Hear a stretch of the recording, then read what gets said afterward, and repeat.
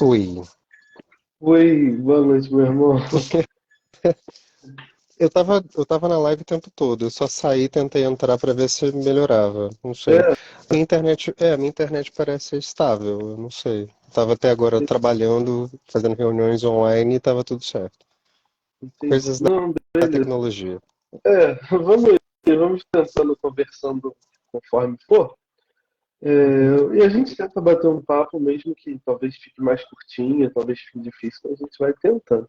Mas então vamos lá. O que eu estava dizendo, meu irmão, é que o Esperançar ele todo ano lança um livro de leitura popular da Bíblia, né? Uhum. Trazendo alguma temática para o nosso povo cristão evangélico discutir à luz da Bíblia mesmo. A gente lançou um primeiro material que tratava do tema do avivamento e justiça social, né, linkados esses dois temas. Ano passado a gente lançou um material de teologia negra e esse ano a gente está lançando um material que é a revista Bendiga, que é uma revista de espiritualidade e questão LGBTQIA+, onde a gente tenta discutir, galera que está aqui com a gente assistindo, sabe aqueles textos que vocês ouviram a vida toda sendo utilizados, às vezes para condenar, outras vezes para ir um pouco além e demonizar pessoas LGBTQIA+. Mas então, a gente vai tentar conversar sobre isso. Será que é isso mesmo? Ou será que não? Será que ensinaram coisa errada para a gente a vida toda? Porque acontece, né? Quantas vezes, meu irmão Éder, a gente já não viu, em nome de Jesus, pessoas sendo mortas, flageladas, isso ao longo da história, né? Desde Uhum. tantos tempos. E aí, nesse sentido, isso que eu acabei de falar, eu sei que trazendo para o recorte da história contemporânea, e mais especificamente do caso brasileiro, você é um especialista. Ou seja, utilizar o nome de Deus, o nome de Jesus, para oprimir, flagelar, maltratar pessoas. E você estuda muito a questão das terapias de reversão de gênero, é assim que a gente chama? O que eu sempre ouvi falar popularmente é de cura gay. Uhum. A cura gay é uma expressão da mídia, né? Uma expressão que foi cunhada na mídia a partir de todos os debates que circularam em relação a esse processo, né? Entendi. Esse movimento das a gente chama de práticas, porque elas não podem ser entendidas como terapias, ou então pseudoterapias que tentam, né, pseudoterapias que tentam fazer a reversão da orientação sexual ou da identidade de gênero. Então, são pseudoterapias de conversão, reversão ou correção da orientação sexual da identidade de gênero quando elas não estão nesse lugar hétero-cis. Enfim. E aí, Entendi. mas aí as pessoas, quando a gente fala de cura gay, né, isso popularmente se espalhou, principalmente por conta de alguns episódios muito específicos que aconteceram nos últimos anos no Brasil, né? E esses episódios eles têm muita relação com uma questão específica de uma resolução do Conselho Federal de Psicologia que proíbe que profissionais de psicologia tratem a homossexualidade como doença, e isso a partir de 1999, né? E Entendi. aí o Conselho Federal de Psicologia ele segue um processo de despatologização, né, não patologização, não reconhecimento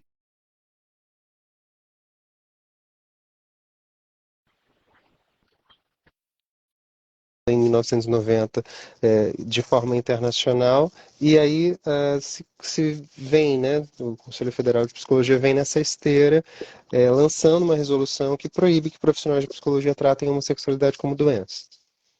E aí, Entendi. a partir dessa resolução é que aconteceu um monte de muitos movimentos, inclusive envolvendo grupos religiosos, grupos evangélicos e alguns grupos católicos, que tentaram, né, judicialmente, legislativamente, abater essa resolução. E aí, a partir disso, a partir dessas notificações, a mídia começou a chamar de cura gay.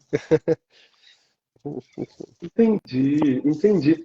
E o que você percebe na sua área de atuação profissional é que esse movimento de querer trazer de volta essa patologização, né, da orientação, da opção de cada um, enfim, isso é um movimento de um campo conservador e político e militante, ou existem também ativistas dentro da área de saúde que querem retomar essa visão? Esse movimento ele é um movimento multifatorial, né? Esse processo de repatologização, e é um nome que parece complicadinho, mas é dar um status de doença àquilo que não é doença. Então, esse processo de repatologização das orientações sexuais, das identidades de gênero, quando elas não seguem as normas hetero-cis, né, a partir dentro desse lugar mais normativo das identidades de gênero e das orientações sexuais, essa tentativa de dizer que esse processo é uma doença quando ela não é, isso começa a partir de um processo político e isso, um processo político específico, datado, mas que de alguma maneira tem repercussões, tanto na área da saúde quanto em outras áreas. Uma das coisas que a gente foi percebendo nas pesquisas que nós fomos fazendo, tanto pelo Conselho Federal de Psicologia, quanto outras pesquisas relacionadas a esse processo, que foram produzidas aqui no Brasil, é de que essa tentativa de correção, reorientação da identidade de gênero ou da orientação sexual, ela está completamente espalhada no tecido social. Não é de um grupo específico, necessariamente de um grupo conservador, de um grupo político. Embora um grupo político e conservador, eles, de alguma maneira, criem ferramentas políticas, jurídicas e legislativas para fazer com que esse movimento seja legitimado pelo Estado. E aí a gente tem uma questão específica. Os esforços de correção da orientação sexual e da identidade de gênero, eles estão espalhados.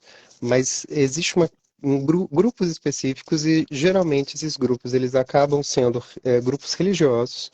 Eles fazem um esforço legislativo e jurídico para que esses movimentos aconteçam. Entendi, entendi. Então deixa eu ver se eu pesquei aqui bem. Teve uma coisa que me chamou muita atenção, algumas, né, mas uma coisa que me chamou muito a atenção nessa fala. Então, nas suas análises e estudos, você tem percebido que, para além de um campo militante que faz isso ganhar muita expressão, muito barulho, existe no imaginário social popular, é uma ideia bastante difundida, a questão da orientação sexual como uma doença em si. Né? Então, a gente pode pensar tranquilamente que várias das nossas famílias cristãs, algumas talvez nem tenham votado em Bolsonaro, algumas talvez nem se adequem a ideias de extrema-direita, mas às vezes, talvez até subjetivamente, compreendam a orientação dos seus filhos como um problema de saúde. Pois é, olha que curioso. Eu vou pegar um gancho a partir da sua pergunta para ver se eu consigo responder isso assim de uma maneira didática, talvez, pedagógica.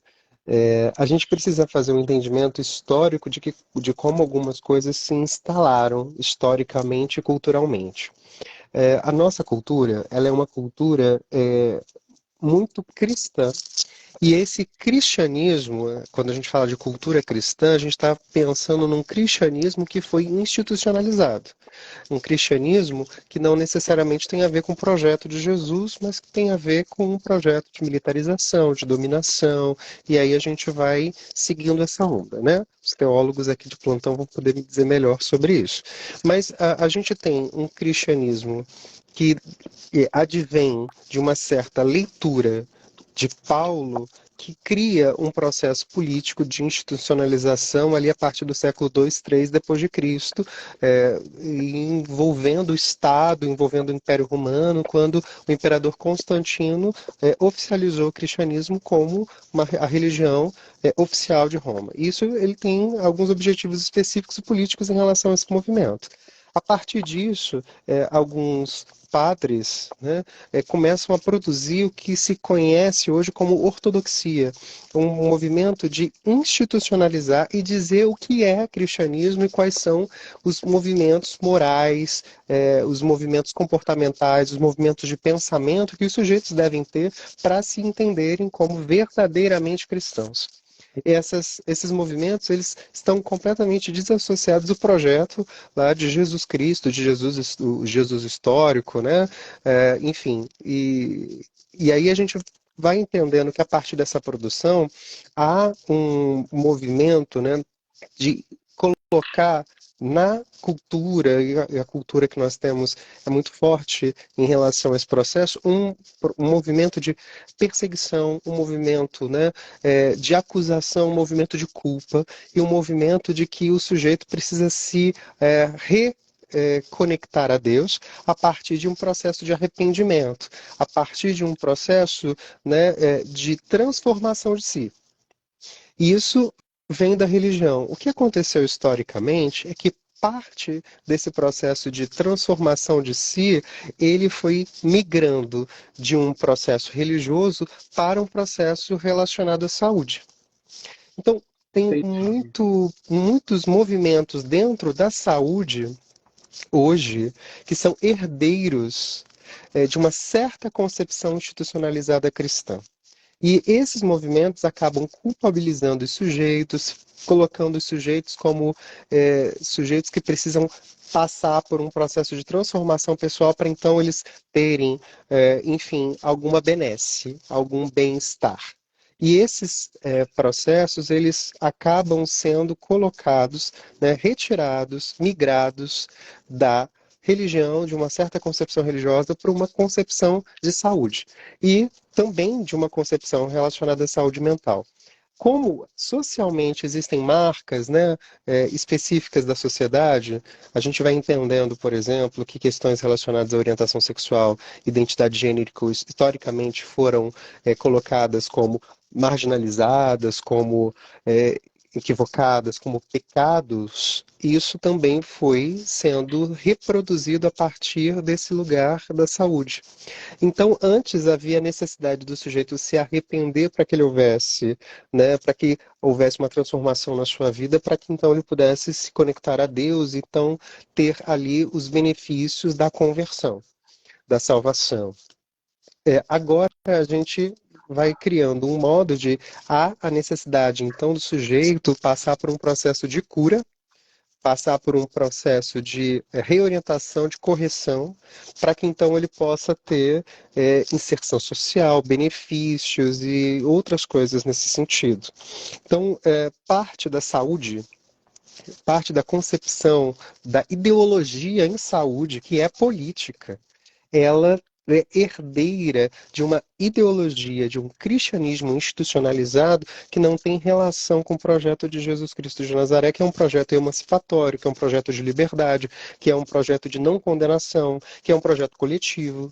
Então, a gente vai entendendo, por exemplo, que a saúde hoje, ela vai sendo reduzida a essa ideia de um projeto individualizante, de um projeto, né, em que depende do sujeito a produção da sua própria saúde, e os projetos coletivos, as políticas públicas de saúde, as políticas públicas de saúde mental, inclusive, ficam completamente esquecidas ou não observadas.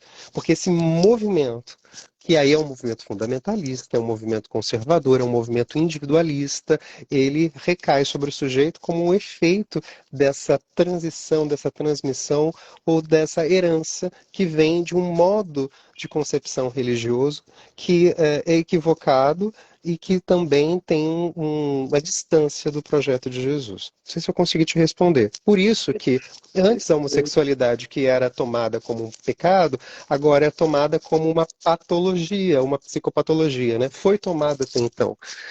E, inclusive, há uma correção nesse sentido da ciência, dos modos de operação da saúde e da ciência que produz saúde, e há um processo de despatologização, né? A gente tem isso, dois grandes movimentos de despatologização em 1987, em 1990 na OMS, pelo Conselho Federal de Psicologia aqui do Brasil, e, enfim, a gente tem um esforço dentro do campo da saúde de despatologização.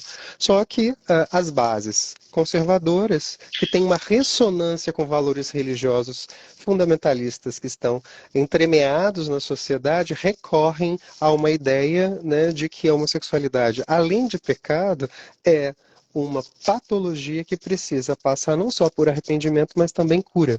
Isso aí a gente explica um pouco, por exemplo, do interesse de grupos conservadores evangélicos pela psicologia, por exemplo. Entendi, entendi. Perfeito, perfeito. Eu queria caminhar com você e avançar, talvez por uma segunda discussão, partindo dessa, que eu acho que dialoga muito, talvez, não apenas com o que você pesquisa, mas com o que você trabalha mesmo no seu cotidiano como psicólogo. E o que eu gostaria de te pedir, na verdade, é uma orientação para que coletivos como o Esperançar ou outros coletivos cristãos que têm um compromisso com essa agenda que você trouxe de Jesus Cristo e não com a agenda política fundamentalista que finge ser a agenda de Jesus Cristo, esses coletivos, esses grupos, essas igrejas que recebem pessoas que talvez tenham sido vítimas dessas tentativas de cura, de como a gente recebe, como a gente acolhe, como a gente orienta. Hum. Eu acho que essa pergunta ela é complexa porque existe um movimento muito multifatorial que levaram pessoas a viverem uma condenação de desejos que elas mesmas percebem, né? Se a gente for pensar qual é o desejo que Deus precisa curar, né? Que a gente inclusive deu um título para essa live, é que muitas vezes as pessoas elas foram vítimas de um desejo de outras por um desejo de ódio, um desejo de perseguição, um desejo de que eu estou certo, você está errado, a verdade é essa, ponto. Então, qualquer desejo, qualquer movimento que reduz o outro e não considera o outro, talvez seja um desejo que crie alguns efeitos que são efeitos de sofrimento, de adoecimento psíquico.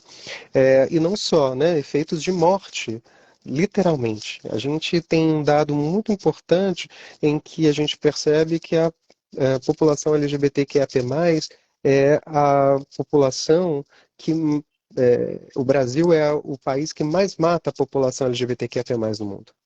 Então, a população LGBTQIA+ sofre com uma violência não só simbólica, não só psíquica, como uma violência física também.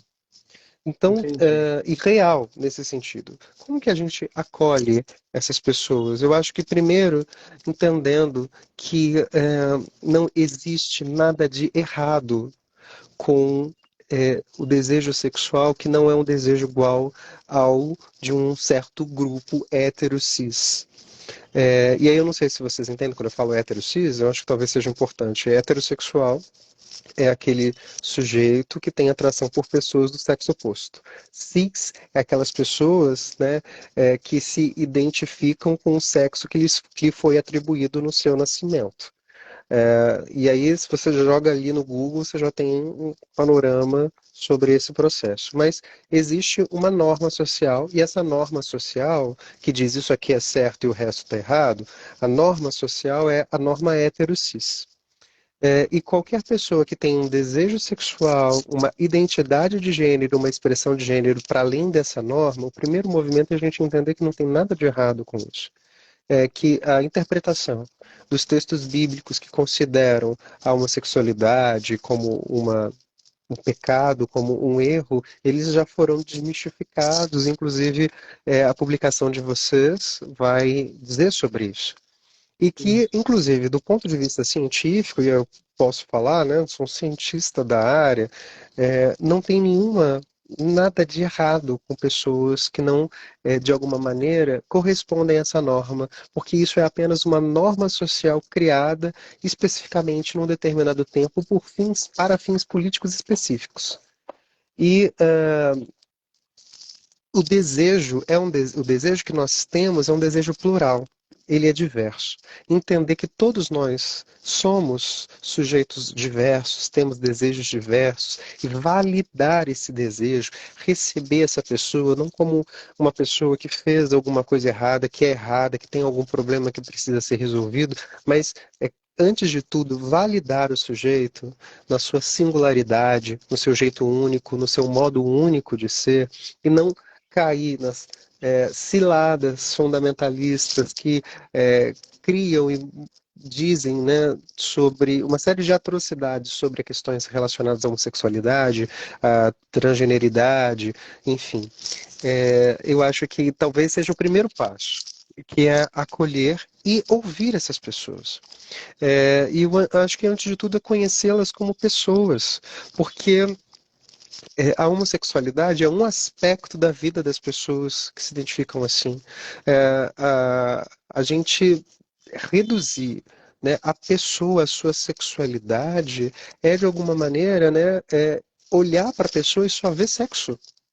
Quando ali o que existe é uma série de pluralidades, é uma série de encontros e uma singularidade que tem muitos coletivos ali. A gente precisa entender o outro não a partir necessariamente da sua sexualidade, embora os nossos coletivos precisem urgentemente validar esse processo para que as pessoas possam ter a possibilidade de sobreviver. Há pouco tempo agora saiu no Amazon Prime um filme chamado Vermelho, Branco e Sangue Azul. Tá rodando bastante aí, enfim. Uma outra série que eu acho que é super importante chamada Heartstopper, que é uma série que fala sobre a população LGBTQIA+, de uma maneira, né, mais ampliada. Eu acho que é importante que a gente possa assistir essas histórias para a gente entender a população LGBTQIA+, para além de uma insígnia de gênero, para além de uma insígnia de sexo. Porque esse sistema sexo-gênero que coloca a heterossexualidade, a cisgeneridade como padrões, como normativas, é um sistema que adoece, inclusive, pessoas heterocis, justamente porque esse padrão exige não só que você goste de pessoas do sexo oposto, que você tenha um comportamento, uma performance de gênero de acordo com o gênero que lhe foi atribuído no nascimento, como exige uma ideia de que as mulheres precisam necessariamente ser mães, as mulheres precisam ser responsáveis pelo trabalho doméstico, os homens precisam ser responsáveis pelo trabalho público, pelo trabalho que não é doméstico, que em casa eles não têm que fazer nada. É, Criam uma certa ideia, né, de um movimento de que os homens precisam ser violentos, que eles precisam, né, cantar as meninas, as mulheres, para que eles, né, de alguma maneira, provem que eles são verdadeiramente homens. E se a mulher não quer ter filhos ou quer trabalhar num emprego diferente daquilo que é entendido como um trabalho dito de mulher, ela, de alguma maneira, começa a sofrer muito. Quando a gente pensa nas violências produzidas por esse sistema hétero-cis, a gente está pensando não só nas violências que pessoas LGBTI sofrem, mas violências que todos nós sofremos quando nós não alcançamos um determinado ideal de gênero ou de sexualidade que desenham socialmente para a gente. E aí a gente fica, né, de alguma maneira, todos nós, passando por um processo de sermos violentados e muitas vezes violentando para poder tentar alcançar esse ideal. Enfim, falei muito. Não, perfeito, perfeito. Olha, eu te agradeço muito pela sua didática, sua paciência. Assim como eu, boa parte do nosso público também, vindo das igrejas, criado nas igrejas, sem ter leitura e estudo sobre esses assuntos, tem muitas dúvidas. E eu fico feliz que a galera que tem muitas dúvidas esteja aqui buscando entender, né? Buscando aprender e não reproduzir certos sistemas de opressão e contando com a ajuda de gente tão qualificada como você para a gente tentar encerrar esses processos. E para a gente entrar em vias de conclusão já, meu irmão, o que eu queria te perguntar é o seguinte: eu, enquanto um cristão progressista, quando eu me desloquei da igreja fundamentalista, saí e tal, me afastei da igreja fundamentalista, não foi no outro dia que eu entrei numa igreja progressista, entendendo as questões, tendo uma base sobre a ética de Jesus, o camponês, Nazaré. Não. Eu passei por um limbo ali, em que eu tive dificuldade de encontrar pessoas que eu pudesse dialogar sobre as minhas inquietações, encontrar referências, às vezes, para a lei, para me direcionar nessa nova etapa e para ouvir uma outra narrativa, né? Uma narrativa outra Uhum. que não a narrativa hegemônica do cristianismo fundamentalista. E nesse sentido eu tive muita dificuldade, isso já tem alguns anos, né? de encontrar materiais. E o Esperançar, ele tem essa preocupação hoje, de que pessoas que passaram por esse limbo, que estão passando por esse limbo que eu passei, que tanta gente passou, hoje tem alguma referência, tem algum material mais acessível, gratuito, que é muito importante dizer, para muita gente, e eu já passei por muitos momentos assim, comprar um livro de 40, 50 reais não é fácil às vezes, né? Então você ter instituições que querem formular o conhecimento e disponibilizá-lo de forma gratuita, ao meu ver, tem uma importância também. Mas, além disso, nesse caso, a pergunta que eu queria te fazer é, além desse limbo de uma fé que não é a fé fundamentalista e de um material que apresenta uma outra narrativa, dessa vez a gente está apresentando uma narrativa também sobre as questões de gênero e sexualidade. Você acha que esse material ele cumpre ou ele tem uma função importante também para o público LGBTQIA+, que está nas igrejas, sem saber para onde ir, sem ter uma certeza se está em pecado ou não, o que faz, como dialoga às vezes nos lugares.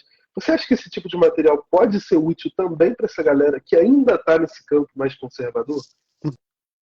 Eu posso te dizer, falando da minha experiência pessoal, né?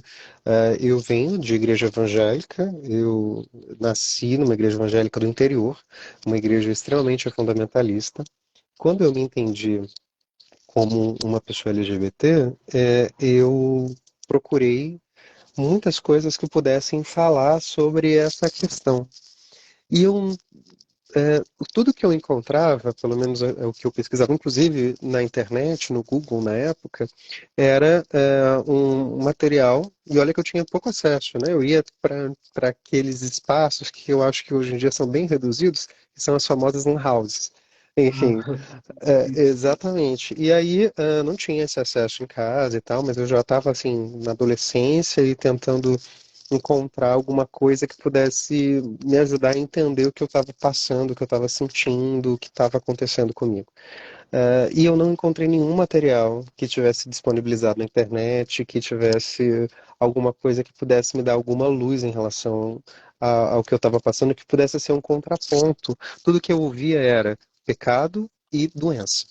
Que então o que eu precisava naquele momento era me curar da doença e pedir perdão a Deus pelo pecado e tentar não fazer mais, tentar nem sentir mais. Então, eu tentei encontrar vários recursos para poder, de alguma maneira, vivenciar uma coisa diferente daquilo que eu estava vivenciando.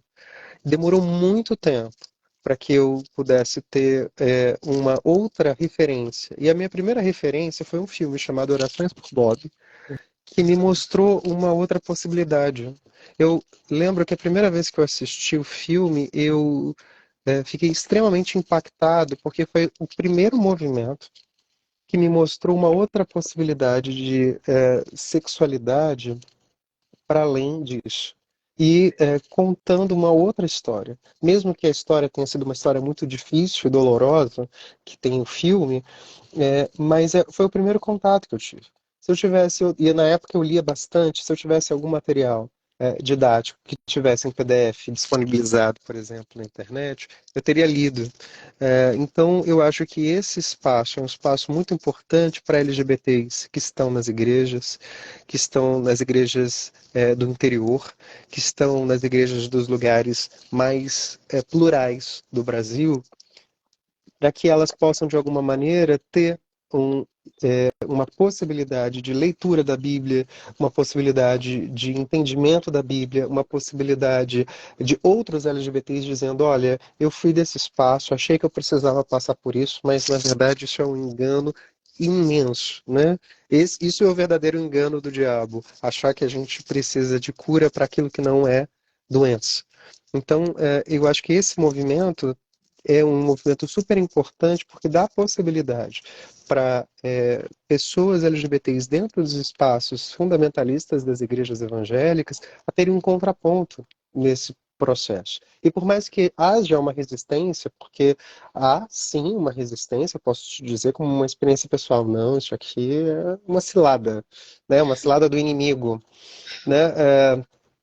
Como o desejo, ele é uma coisa que não passa, em algum momento a gente vai precisar de outras pessoas que possam acolher aquilo que não passa, entender que aquilo que não passa não é nenhum problema. Não é problema porque não passa. Na verdade, não passa porque não tem que passar.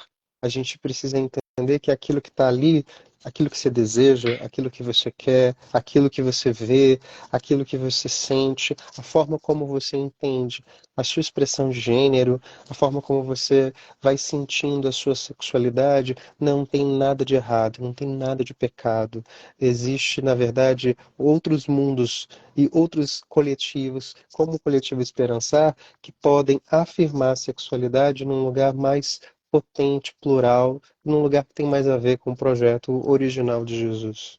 Amém, amém. Eu fico muito feliz de ouvir isso, muito feliz, muito feliz. E já deixando o anúncio para a galera que segue o Éder e está aqui com a gente, para a galera do Esperançar que ainda não tomou conhecimento, por acaso, Éder estará conosco no dia 28, no lançamento da revista Bendiga, né, Éder? Então, Sim. venham, se você ainda não conhece o Éder e quer conhecê-lo pessoalmente, lá, dá um abraço. Se você quer conhecer a galera do Esperançar, andar com a gente, tirar dúvidas, conhecer os nossos outros materiais, participar com a gente dos nossos núcleos de leitura bíblica. Enfim, tem muita coisa para a gente fazer junto. Vem para o Esperançar, vem conhecer essa turma boa. Dia 28, às 7 da noite. O endereço está certinho aqui nas nossas redes. Tem card, tem tudo, mas anota aí na agenda. Dia 28 desse mês, é uma segunda-feira, às 7 da noite. Éder, meu irmão querido, muito obrigado de novo por essa aula que você deu aqui, não somente com seus estudos, mas com a sua vida, né? Trazendo um testemunho verdadeiro de alguém que não somente conhece o processo na sua abstração, mas na concretude da experiência, que tem um valor enorme, né? Que dá outra nuance para qualquer narrativa. Então, muito obrigado mesmo pelo seu tempo, pelo seu carinho com o Esperançar e com a galera aqui. Obrigado, obrigado pelo espaço. E tô por aqui, gente. O que vocês precisarem, podem contar comigo, tá bom? Maravilha. É isso, galera. Galera do Éder segue Esperançar, galera do Esperançar segue o Éder e vamos juntos e juntas. Tem muita coisa boa ainda para rolar. Éder, meu irmão, uma boa noite para você. Que Jesus continue te abençoando muito. Uma boa noite para a galerinha aí que está com a gente e até a próxima. Um Obrigado, abraço. querido. Boa noite, até mais.